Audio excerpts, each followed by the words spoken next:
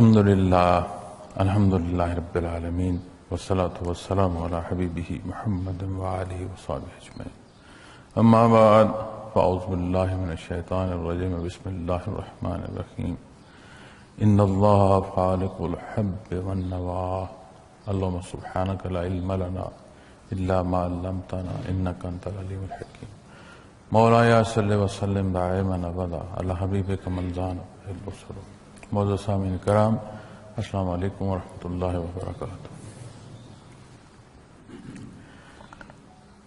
اس آیہ کریمہ میں ارشاد فرمایا گیا ہے کہ بے شک اللہ دانے اور گٹھلی کو پھاڑ کر اگاتا ہے.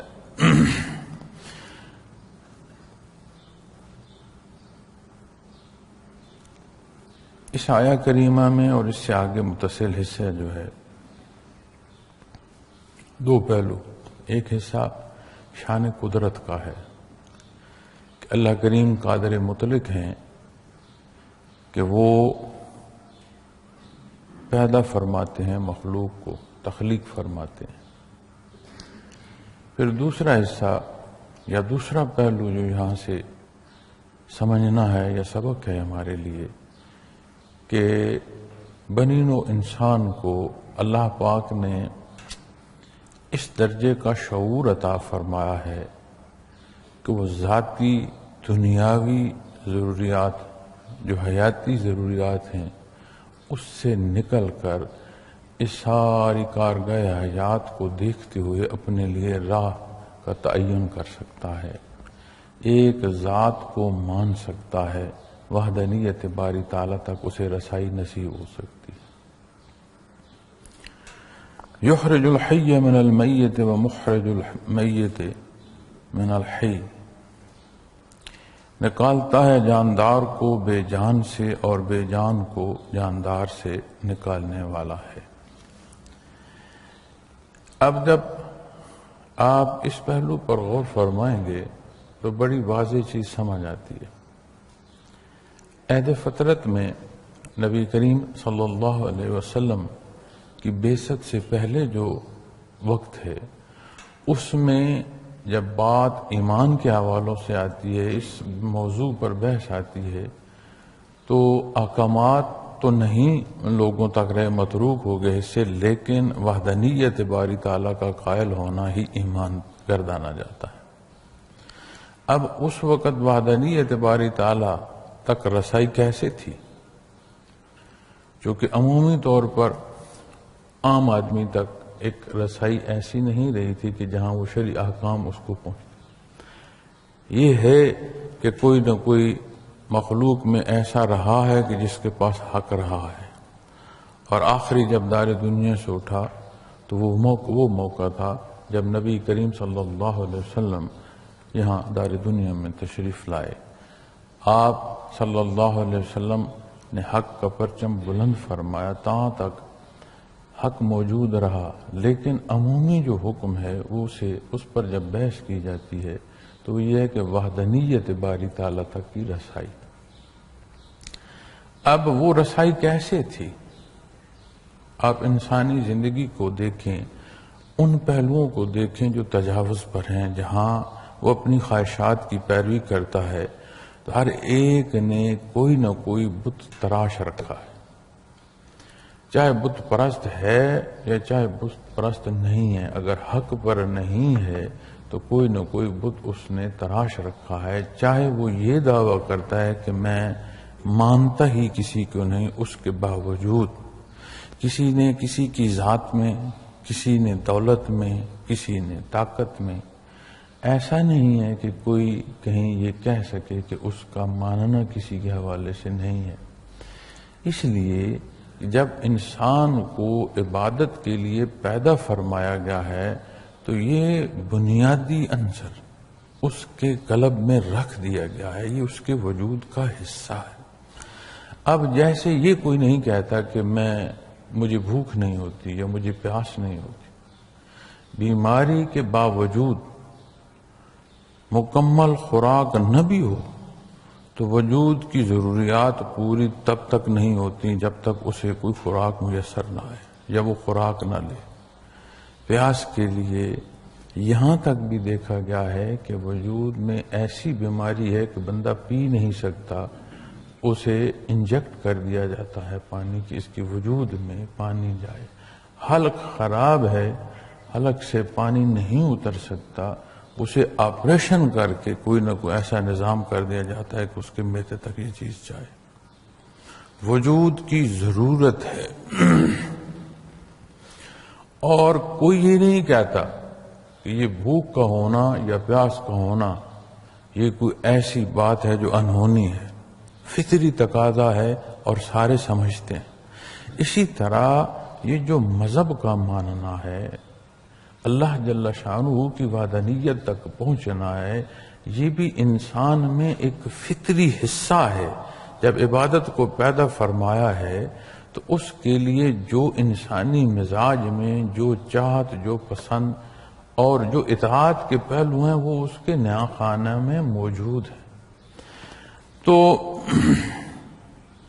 یہاں جب آپ دیکھتے ہیں کہ دانے اور گٹھلی یہ بیان فرمایا گیا، پھر بیان فرمایا گیا یخرج الحی من المیت و مخرج المیت من الحی، کہ بے جان سے جاندار کو پیدا کرنا، جاندار کو پھر بے جان کر دینا، شان قدرت بیان فرمائی گئی۔ یہ اظہار ہے قدرت کاملہ، لیکن اس اظہار میں ایک حصہ ایسا بھی پنہا ہے جسے مخاطب فرمایا جا رہا ہے وہ یہ بات سمجھے کہ اگر کسی کو اپنی پیدائش یا ابتدا اور انتہا کا اختیار نہیں ہے، وہ باقی سب کی ضروریات کیا پوری کر سکتا؟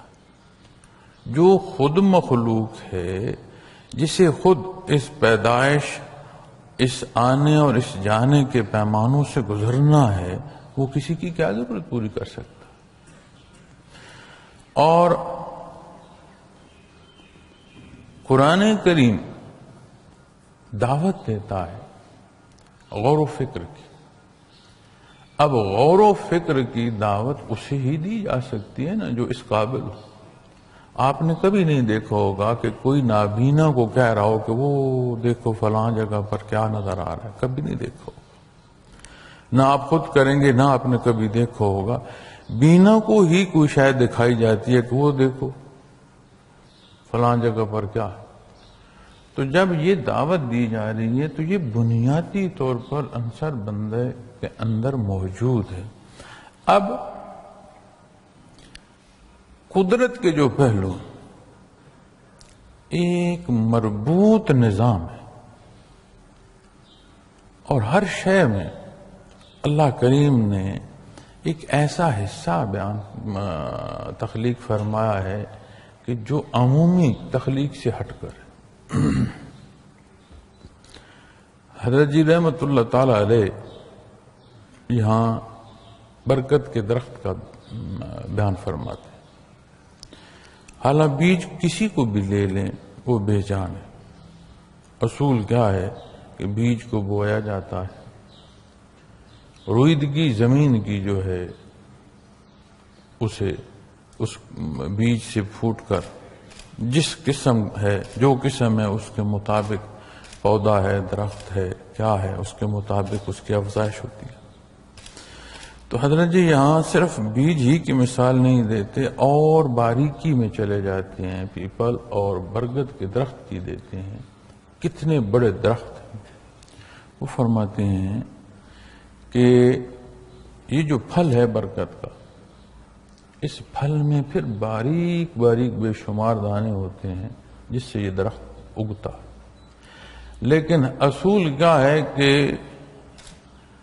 قابل کاشت حصہ زمین کا، مٹی کا، جو اس قابل ہو وہاں آپ بیج بوتے ہیں، اس کو نمی ملتی ہے، موسم ہو پھر وہ پھوٹتا ہے۔ اسے آپ مٹی میں ڈال دیں، یہ نہیں پھوٹے گا، بے جان بیج ہے، باریک سا بیج ہے، اور عمر صدیوں میں اور وجود کتنا بڑا ہوتا ہے۔ اسے جب کوئی پرندہ کھاتا ہے اور اس کھانے کے بعد جب وہ اس کا اس کا عمل جو ہے کھانے کا گزرتا ہے تو اس کے معدے میں اس کو نرمی ملتی ہے. اس کے بعد جہاں وہ بیچ کرتا ہے وہاں سے پھر اس کے اندر یہ قوت ہوتی ہے کہ پھر جب یہ مٹی کے حوالے ہوتا ہے تو پھوٹ جاتا ہے. اب عمومی کیا ہے کہ بیج ڈالیں پھوٹتا ہے، لیکن اللہ کریم نے یہاں ایک مزید نزاکت دکھائی ہے کہ وہ قادر مطلق ہے. ہر بیج کو مٹی میں ڈالو نہیں پھوٹے، اس کے پھوٹنے کا نظام بھی. اسی طرح ہر شے کا جبڑا آپ دیکھیے گا، نیچے والا جبڑا ہلتا ہے اور چبانے میں جو طاقت ہے وہ نیچے جبڑے میں ہے. ایک پورا نظام ہے اور اس طاقت سے جبڑے جو ہے وہ کسی شے کو بھی کھانے میں مدد ملتی ہے. اب اسی میں آپ اگر مگرمچھ کو دیکھیں، ہر شے کا جبڑا نیچے سے طاقت دے رہا ہے اور کھل رہا ہے اور بند ہو رہا ہے، اس کا اوپر سے کھلتا ہے اور بند ہوتا ہے. اور اتنی طاقت ہے اس میں کہ عمومی طور پر خونخوار جانوروں میں کے جبڑوں میں بھی اتنی طاقت نہیں ہے جتنی اس میں طاقت ہے کہ اتنے زور سے وہ بند کرتا ہے کہ ہڈیاں توڑ کے رکھ دیتا ہے. یہ اس کی قدرت کا اظہار ہے، وہ پابند نہیں ہے. ساری مخلوق کو اصول ہے کہ نسل انسانی مرد اور عورت ان دو کے ملاپ سے، جیسے حضرت آدم علیہ السلام سے ابتدا فرمائی پیدائش کی، اسی حصے کو آپ آ کر دیکھیں حضرت عیسیٰ علیہ السلام بغیر والد کے پیدا فرمائی. دنیا میں نظم و نسق تخلیق ایک ایسا خوبصورت ترتیب ہے ایسی کہ اسے آپ دیکھتے جائیں، یہ ہو ہی نہیں سکتا کہ آپ وحدانیت باری تک نہ پہنچے. پھر انسان ہر شے کو دیکھتے ہوئے ایک سوال پر ضرور جاتا ہے، یہ کیوں ہے، اس کا سبب کیا ہے. انسان کی یہ فطرت بھی اسے وحدانیت باری تک پہنچا دیتی ہے، کیونکہ اس کی مجبوری ہے کہ پھر آخر میں کوئی ایسی طاقت مانے کہ جس نے سب کو پیدا کیا ہو اسے کس نے پیدا نہ کیا ہو. تو یہاں جب یہ گٹھلی کی بات آتی ہے، ابھی زمیندار جو ہیں وہ گندم سنبھال رہے ہیں، بہت سے سنبھال چکے ہیں، کچھ رہتے ہیں. ایک دانہ زمین کے حوالے کیا، اس خوشے میں کتنے دانے اللہ نے عطا فرما دیے. پھر نہ صرف اس میں اضافہ ہوا بلکہ ہر پیدا ہونے والے دانے میں پھر خصوصیت ہے کہ ہر ایک کو بو دو پھر خوشے پیدا ہوتے چلے جائیں. پھر صرف اس کی پیدائش نہیں ہے، کس دانے پر کس کا حصہ لکھا ہوا ہے نہیں معلوم. کھانا کھانے کو بیٹھے ہیں تو کوئی مہمان ایسا آ جائے، نہیں معلوم ہل چلانے والے کو کہ یہ جو فصل اگی ہے اس کے ہاتھوں نکلتے بکتی بدلتے ہاتھ جانے دنیا کے دوسرے سرے پر جا کر کسی کی خوراک کا حصہ بن جائے. نہیں معلوم کہ کس شکل میں کس کی خوراک کب یہ جا پہنچے.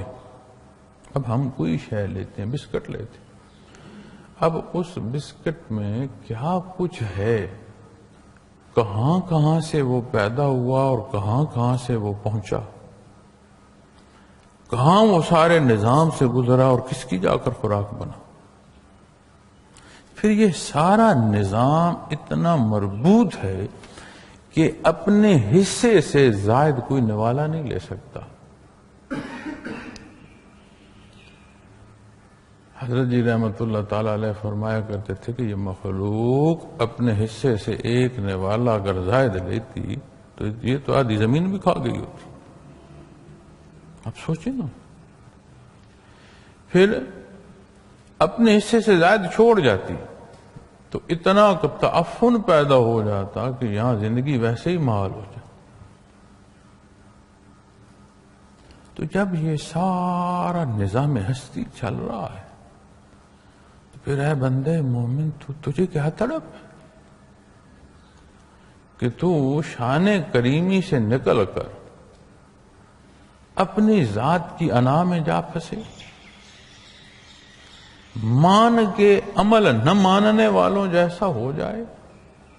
چونکہ پہلے جو حصہ اس رکوع سے پہلا حصہ ہے اس میں مشرکین اور ان کا شرک اور اس کا انجام بیان فرمایا جا رہا ہے. یہاں قدرت کا اظہار ہے کہ اللہ کریم کی یہ قدرت ہے. پھر اس اظہار میں بڑی باریک ایک دانے تک کی مثال ہے. پھر اس دانے کی مثال کو دیکھتے ہوئے ہم اپنی حیات کو تو دیکھیں کہ ایک قطرہ پانی، اب عمومی جو حیات ہے آپ ایک قطرے پانی میں حیات نہیں سمجھتے.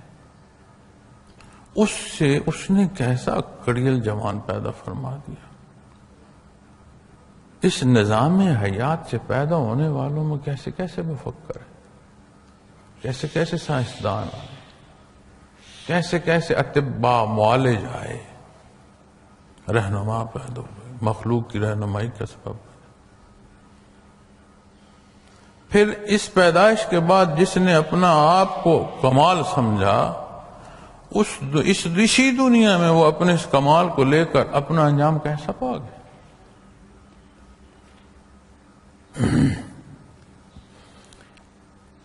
کسی شخص کی زیادتی اور سالوں کے بعد ایک سوال میرے اندر پیدا کر، اور حضرت جی رحمت اللہ تعالی علیہ سے میں نے یہ عرض کیا کہ سالوں اللہ اللہ کرنے کے بعد یہ انجام ہے. تو اس سے میں یہ سوچتا ہوں کہ اگر چلتا ہوا کوئی گرا تو اسے خراش آ جائے گی، کوئی مکان سے گرا تو کوئی ہڈی ٹوٹ جائے گی، بازو ٹوٹ جائے گا، کوئی پسلی ٹوٹ جائے گی. بلندی سے کوئی گرا تو اس کے تو پرخچے اڑ جائیں. تو یہ جو ذکر اور اذکار اور اسباق کرتے کرتے کرتے تو انجام اس کو پہنچے، تو مجھے کچھ سمجھ نہیں آ رہی کہ یہ ماجرا یا معاملہ کیا ہے. ایک ڈر ہے اندر، سمجھ نہیں آ رہی کیا. تو حضرت رحمت اللہ تعالی علیہ نے مجھے وہ مثال دی جہاں قرآن کریم شیطان کو مخاطب فرماتا وَوَقَانَ مِنَ الْقَافِرِينَ، وہ تھا ہی کافر. یہ اللہ جل شانہ کا ارشاد. اب جب تک وہ متکبر نہیں ہوا، انکار نہیں کیا، مقابل نہیں آیا، اپنی انا کا اظہار نہیں کیا، جس راہ پر چل رہا چلتا رہا. اب اللہ کریم کی ذات تو علیم ہے، وہ تو جانتا کہ یہ کیا بدبخت جا کر نکلے گا. لیکن جیسا جا رہا تھا اس کے مطابق معاملات چلتے گئے. اخیر نہیں لگی. وہ جو نیت تھی اپنی بڑھائی کی، وہ جو کمال اپنا جان بنانا چاہتا تھا، وہ انتہا کو پہنچا، ذلیل و بے ایمان ٹھہرا، بدبخت ٹھہرا. تو مجھے حضرت جی رحمت اللہ تعالی علیہ نے فرمایا میرے بیٹا ہمیشہ نیت کا خیال رکھنا. یہ جن گرنے کی، جس طرح کے گرنے کی تم بات کر رہے ہو، یہ اللہ کی محبت میں نہیں محنت ہو رہی ہوتی. کمال ذاتی کو لگے ہوتی، ذاتی بزرگیاں چاہتے ہیں، سرا نہیں لگتا پھر گرتے ہیں. اس سے یہ سمجھو کہ نیت خالص ہو، محض واسطے اللہ کے ہو، کمی بیشی وہ معاف فرما دیتا. جہاں بنت ذاتی کوئی بننا شروع کر دے گا اس کی اخیر اچھی نہیں لگے گی. تو جب ہم ان باریکیوں کو دیکھتے ہیں کہ وہ جو خود محتاج ہے تخلیقی عمل کا، وہ باکمال کیسے ہو سکتا؟ جب بات کمال کی آئے گی، جب بات ماننے کی آئے گی، تو پھر ذات وہ ہوگی جو سب کو پیدا فرما رہی ہے، جو خالق ہے. باقی کون ہے اس کا؟ پھر اسی میں جو تیسرا حصہ سمجھ آتی ہے کہ تخلیقی مراحل جن پر ہم بات کر رہے ہیں، شان قدرت کا اظہار، پھر اس پر تفکر، پھر اس شان قدرت کا جو نظم و نسق، جو انداز ہے، کیا کمال ہے. جو حصے رب کائنات نے صدیوں پہلے ہمیں عطا فرمائے، لبھائے محمد الرسول اللہ صلی اللہ علیہ وسلم سے ہمیں نصیب ہوئے، صدیوں کی تحقیق کیا کہہ رہی ہے؟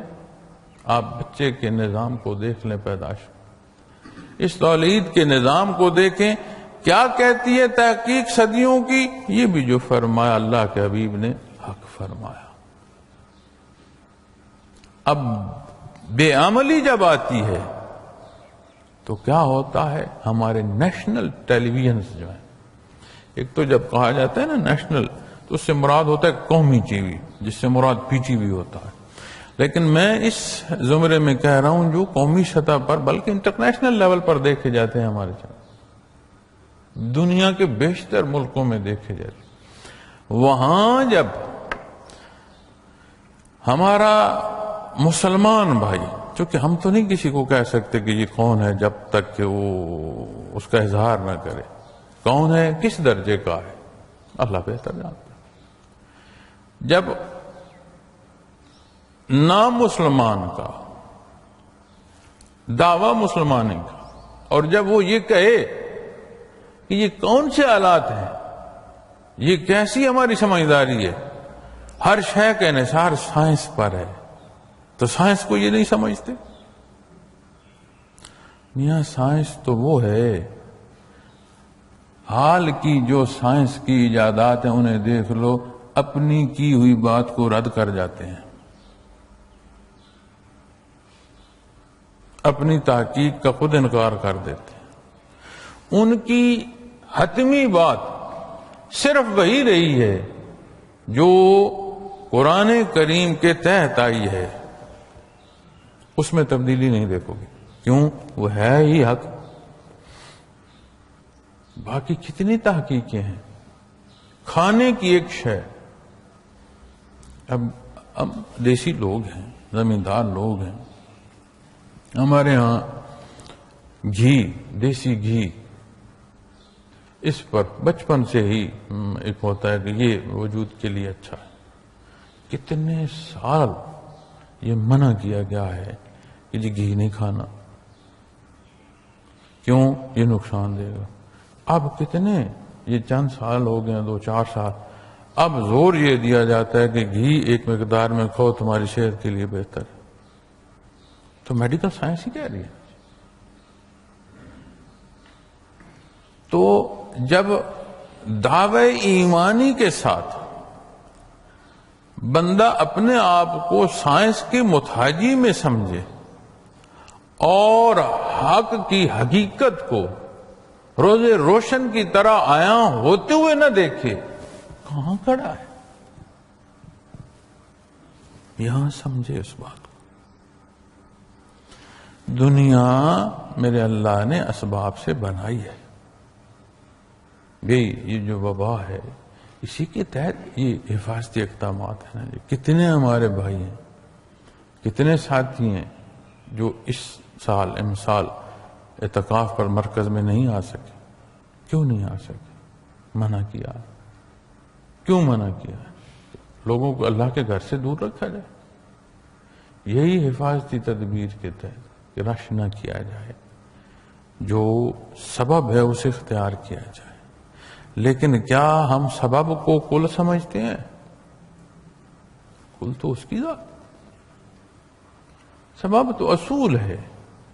دنیا اسباب کی ہے، سبب اختیار کیا، لیکن توکل علی اللہ حتمی بات وہ ہے. جس نے بیماری کو پیدا کیا وہی صحت کا مالک ہے، جس نے حیات دی موت بھی اسی کے حکم سے ہے۔ اور جب ہم اتنی ترقی، اب یہ پتہ نہیں ترقی اب کس معنوں میں لی جائے، اس کے حروف کیا ہوں گے، میں تو کم علم آدمی ہوں، لیکن وہ پنجابی میں کہتے ہیں نا کسی چیز کا ترک جانا، تو وہ اس سے ان کا مراد ہوتا ہے اس میں تعفن پیدا ہوگا۔ اب پتہ نہیں یہ وہ پنجابی کی ترقی ہے یا اردو کی ترقی ہے کہ ہم سائنس کو کل سمجھیں۔ سائنس ہے، دنیاوی علوم ہیں، اور یہ جو اشیاء اور مرکب جڑ کر موجد جو جس کو ایجاد کرتے ہیں، یہ کیا ہے؟ بنیاد نہ ہو، اکائی نہ ہو تو کس کو پیدا کر لیں گے؟ یہ اللہ کی جو تخلیق ہے اور اس کے جو اصول ہیں اسی کے تحت جا رہے ہیں، اس سے باہر کون جا رہا ہے؟ تو ہم کیوں نہ مانیں؟ یہ تو کائنات کا مالک ہے بھائی، ہر شے اس نے پیدا فرمائی ہے، ان اصولوں کے خلاف جوڑ کر دکھاؤ۔ اس لیے تو ایک مچھر کی مثال بھی قرآن کریم بیان فرماتا، مکھی کی بیان فرماتا۔ ایک پر تو کوئی نہیں نہ بنا سکا ساری عقل سے۔ تو جب اتنی باریکیوں کو دیکھیں گے تو پھر یہ کیوں نہ سمجھ آئے کہ میری زندگی کا محور جو ہے وہ کہاں ہے؟ اور جب یہ نہیں ہوگا تو پھر حالات ایسے ہوں گے جیسے ہم بھگت رہے ہیں۔ تو اللہ جل شانہ ہمیں معاف فرمائے، سمجھنے کی توفیق عطا فرمائے، عمل کی توفیق عطا فرمائے۔ یہ کوئی خوشی نہیں ہے کہ اپنی برائیاں گن کے بندہ خوش ہو رہا ہے، یا اپنے معاشرے کی جو برائی ہے اس پر بات کرتی ہو کہ بڑا کمال ہے، نہیں، قابل ستائش بات یہ نہیں ہے۔ اس سے شرمندگی کے پہلو ملتے ہیں، اور ان باتوں سے مراد تضحیق نہیں ہے، ان باتوں سے مراد دستک ہے۔ آؤ ہم ہوش کریں۔ جب ہم سارا معاشرہ بیٹھے دیکھ رہے ہیں کہ کوئی آئے اور نظام ہستی جو ہے اسے درست کر کے ہمارے حوالے کر دے، آخری اختیار ہر بندہ سمجھتا ہے کہ میرا ہو، کام کوئی اور آ کر دے، کیسے ممکن؟ اب اپنے اس معاشرے میں، اپنے ملک کے حالات میں، پوری امت کے پہلوؤں میں آپ دیکھتے جائیں، یہ جو انحطاط ہے، کیا اس کا سبب ہمارا کردار نہیں ہے؟ اور جب روز معاشر حساب ہوگا تو جس کا جتنا کردار ہے اسے جواب نہ دینا ہوگا، اور کسی سے اس کی طاقت سے زائد سوال ہے ہی نہیں۔ یہ اصول قرآن و حدیث بیان فرماتے ہیں۔ تو کیا خوبصورت پہلو ہے رب کائنات، اس نے کیسا نظام پیدا فرمایا۔ پھر اس نظام سے آگے چوتھا پہلو استفادے کو دیکھیں۔ یہ جو میں نے عرض کی، جیسے ایک خوشے سے، ایک دانے سے پورا خوشہ، اس سٹے سے کتنے دانے، استفادہ کیسے ہو رہا ہے مخلوق، کیسے رزق کی تقسیم، ایک تاندہ بندھا ہے جس کا جہاں حصہ ہے اس کو پہنچ رہا ہے، ایک نظام ہے، ایک افزائش کا ایک نظام ہے متصل، ہر شے چل رہی ہے۔ اس استفادے کو دیکھیں۔ پھر یہ جو حصہ ہے نا فالق الحب والنوا، یہ گٹھلی سے پیدائش کا، پھر یہ جو دوسرا حصہ ہے کہ یخرج الحی من المیت ومخرج المیت من الحی، یہ ابتدا اور انتہا دونوں پہلوؤں سے بھی آشنا کرتا ہے۔ قرآن کریم میں اتنے ایک پہلو ہیں کہ اپنی سمجھ جو ہے وہ ڈگمگا سکتی ہے، پہلو نہیں ختم ہوتے۔ پھر ابتدا اور انتہا، کسی دانے سے پیدا ہونے والے پودے کو لے لیں، درخت کو لے لیں، فصل کو لے لیں، کسی مقصد کو ہے، اور جب اس کی فنا آتی ہے پھر کوئی مقصد ہے۔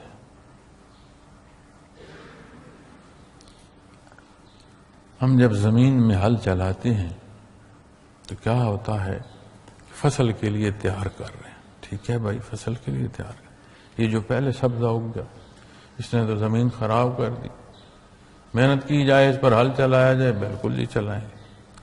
اب جب وہ پہلا سبزہ اکھڑتا ہے، گل سڑ جاتا ہے، خشک ہو جاتا ہے، چورا ہو جاتا ہے، ابتدا سبزے کی، پھر اس کی انتہا میں کیا ہوا، وہ چورا زمین کو مزید قوت دے جاتا ہے دوسری قسم کی فصل کے لیے۔ تو اس ابتدا اور انتہا کو دیکھتے ہوئے جب آپ اس پہلو کو سمجھیں گے کہ وہ جو جاندار کو بے جان سے پیدا کرتا ہے، حضرت مثال جب فرماتے ہیں وہ پرندے کے انڈے کی بھی بیان فرماتے ہیں۔ یہ جو تحقیق ہے اسے پڑھا کریں، یہ بیانات ریکارڈڈ بھی ہیں، تحریر میں بھی الحمدللہ، اسے پڑھا کریں۔ اپنے اوقات کار میں ابھی آپ غور کریں نا، اللہ نے توفیق بخشی ہے اعتکاف کی، الحمدللہ۔ ہم سارے یہاں بیٹھے، دین پر بات ہو رہی ہے، دنیا رک گئی ہے کہ چل رہی ہے؟ ہوتے ہوئے دنیا میں اس بات کا ادراک کریں نا جی۔ اور جب ہم یہاں اس جگہ سے اٹھیں گے، واپس دنیا میں جائیں گے، تو دنیا تو چل ہی رہی ہوگی، ہماری وہ کیفیت اور حال جو محض اللہ کے لیے یکسوئی تھی، کمی بیشی آئے گی تو یہاں آئے گی۔ تو پھر اس نقطے کو سمجھنا ضروری ہے کہ معاملات زندگی کو اسباب تک، لیکن اسے کل نہ سمجھ لیا جائے، اللہ جل شانہ کی عبادت میں وقت صرف ہو۔ اکثر یہ بات میں نے عرض کی ہے، شاید میرے الفاظ کمزور ہوں، اور شاید اس کمزوری کے سبب یا الفاظ کا جو ربط ہے اس کی کمی بیشی کے سبب اس میں کوئی کمی بیشی محسوس کرے، لیکن یہ حقیقت میں سمجھتا ہوں، احکامات ظاہری کو جب کوئی پورا کرتا ہے یہ اللہ کی رضا کا سبب ہے۔ بے شک ہماری عبادات اس قابل نہیں ہیں جو اللہ جل شانہ کی شان ہے، اس قابل نہیں ہے۔ وہ قبول فرمائے، وہ غفور الرحیم ہے، معاف فرمائے، تحب العفو، اسے محبوب ہے معاف فرمانا، وہ معاف فرمائے۔ تو کیا ہے، دنیا سے جا کر سہولت ہے، کیا، کس سبب؟ اللہ راضی ہو گیا، جس سے اللہ راضی ہو گیا فوز عظیم ہے۔ لیکن احباب گرامی، کوئی سمجھ مجھے اور لفظ کی آئے نہ آئے، میں یہ سمجھتا ہوں کہ اللہ کے قرب کو جب جانا ہو، کیفیات قلبی بنا سمجھ نہیں آتی۔ اور جب ہم عبادات کو دیکھتے ہیں تو ہم مقابل دیکھتے ہیں۔ درس و تدریس جب بحث کرے گا اس شعبے میں، دعوت و تبلیغ کو مقابل رکھ کر بات کرے گا، اور اگر کوئی دعوت و تبلیغ میں ہے تو کیفیات قلبی کو مقابل رکھ کر بات کرے گا، یہاں مقابل نہیں ہے۔ اور شعبہ جات دین کے ہیں، کیفیات قلبی شعبہ نہیں ہے، شعبوں کی جان ہے۔ تو جب آپ دنیا کے معاملات میں واپس جائیں، اللہ حق حلال کمانے کی اور حق اختیار کرنے کی توفیق دے تو اپنے معاملات کو نہ گرنے دیں۔ ظاہری حصوں کی تکمیل کے بعد اسی کا کرم ہے کہ اپنی رضا کے ساتھ پھر اپنا قرب عطا فرما دے۔ کمال ہمارا نہیں، یہ کمال اس راہ کا ہے۔ جو احکام ملے لمحہ محمد الرسول اللہ صلی اللہ علیہ وسلم سے ملے، آپ نے اختیار فرمائے، آپ نے تربیت فرمائی، تصحیح فرمائی، اللہ نے ہم تک پہنچنے کا سبب فرمایا، الحمدللہ۔ اسی طرح یہ کیفیات قلبی کا جو تسلسل ہے، یہ بھی قلب اثر محمد الرسول اللہ صلی اللہ علیہ وسلم سے ملتا ہے۔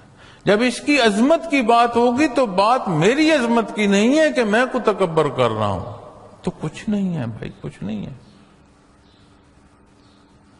لیکن قرب الہی کا سبب وہ جوڑ اور وہ تعلق ہے اور اس سے منسلک ہونا بیر سے جو قلب اثر محمد رسول اللہ صلی اللہ علیہ وسلم سے چل رہا ہے۔ تو پھر اس تربیت کو جب لے کر نکلیں تو پھر ایسا نہ بھول جائیں کہ جیسے ہم چاند رات کو رمضان المبارک کی عبادات سے نکل کر محسوس کرتے ہیں کہ جو مرضی کر لیں، وہ کون سی کیفیت ہوگی؟ نبی کریم صلی اللہ علیہ وسلم نے فرمایا کہ جو ہی رمضان المبارک کی ابتدا ہوتی ہے شیاطین قید ہوتی ہیں، اور پھر جو رمضان المبارک کی تکمیل ہوتی ہے، شوال چڑھتا ہے، تو آزادی، مادر پدر آزادی، وہ تو شیاطین محسوس کرتے ہوں گے۔ تو اسی روز جو ہم عشاء قضا کر دیں یا چھوڑ دیں، ہم نے پھر کیا کیا؟ تو یہ باریکیاں، یہ موت و حیات اور یہ گرد و پیش ہمہ وقت موت و حیات کا ایک دائرہ، اسے دیکھتے ہوئے اپنا آپ بھی سمجھنا اور دیکھنا ہے۔ اس لیے اللہ کریم فرما رہے ہیں ذالکم اللہ فأنا تؤفکون،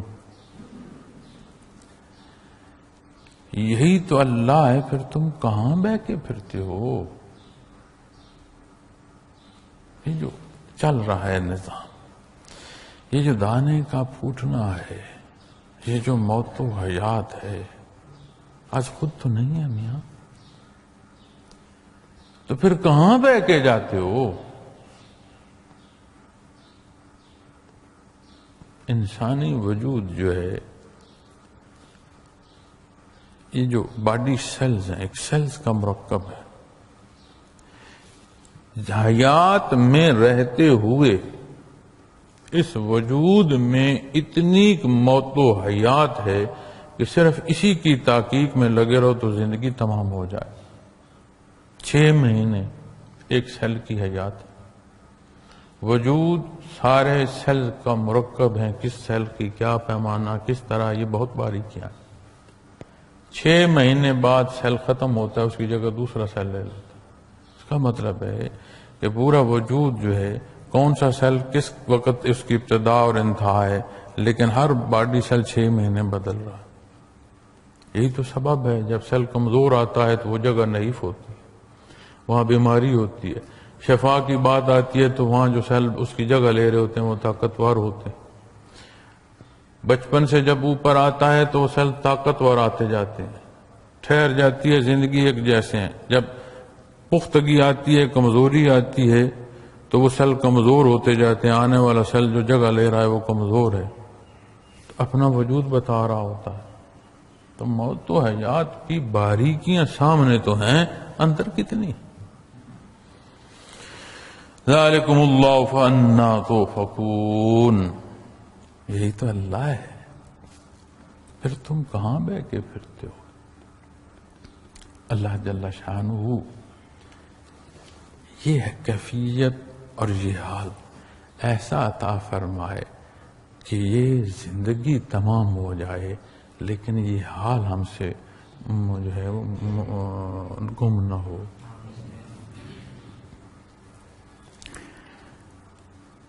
اور زندگی رہی تو پھر مزید گزارشات اگلے بیان میں عرض کریں گے. وآخر دعوانا الحمدللہ رب العالمین.